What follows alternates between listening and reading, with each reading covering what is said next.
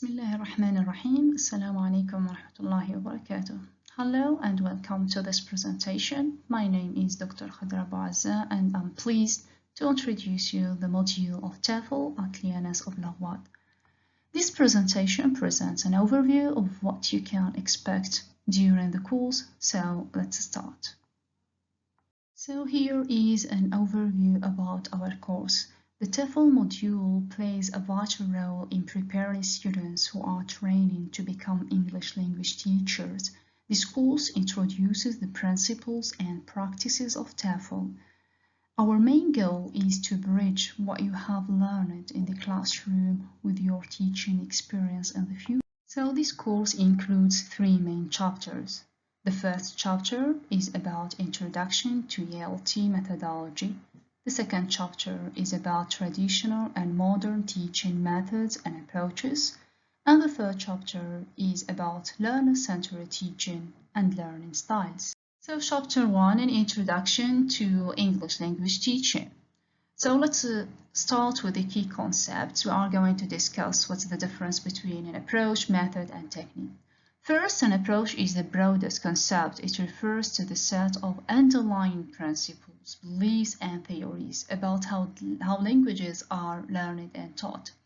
It shapes how teachers view language learning and guides the overall philosophy behind teaching. For example, the communicative approach emphasizes meaningful interaction as the core of learning. Next, a method is a more concrete plan or system for teaching that is based on the principles of a particular approach. It provides a structured framework and specific procedures for lesson delivery. For instance, the audiolingual method uses repetition and drills to develop language habits reflecting behaviorist principles. Finally, a technique is the most specific and practical element. It refers to the actual activities and classroom practices teachers use in order to implement a method. Techniques include things like role plays, drills, group discussions, or using visual aids. These are the real actions that happen in the classroom to help learners acquire language effectively. So chapter 2 is about approaches and methods. I will introduce three important teaching approaches and methods in English language teaching: the grammar translation method, the audiolingual method, and communicative language teaching. First, the grammar translation method is one of the oldest and most traditional approaches, originating from the teaching of classical languages like Latin and Greek. It's very teacher-centered. The focus is on reading and writing, with heavy emphasis on grammar rules, vocabulary, memorization, and translation exercises. Speaking and listening skills receive little attention. This method treats language learning as an intellectual exercise rather than practical communication, and the teacher is the authority while students are passive learners. So this approach gives much importance to accuracy over fluency. Next, the audiolingual method emerged in the 1950s, initially developed to train military personnel quickly in foreign languages. It is based on behaviorist theory and focuses on habit formations through repetition and drills. The goal is to develop automatic, correct responses in speaking and listening by practicing grammatical patterns intensively.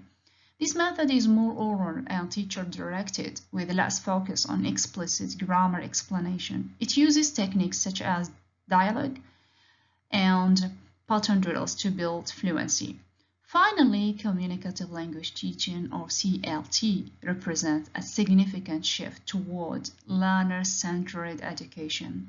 Developed in the 1970s as a response to the limitations of earlier methods, CLT views language primarily as a tool for meaningful communication. It emphasizes interaction, real-life tasks, and fluency over accuracy. Teachers facilitate cooperative learning and lessons often follow the presentation practice production model, where learners first encounter new language, then practice it in controlled activities, and finally uses Use it in authentic communicative situation. CLT encourages learner autonomy and adapts to learners' social and cultural context. Chapter 3 is about learner-centered teaching. I will talk about learner-centered teaching and the importance of recognizing learning styles and preferences in the classroom. Learner-centered teaching shifts the focus from the teacher to the learners. Instead of the teacher being the sole source of knowledge, learners take an active role in their own learning process.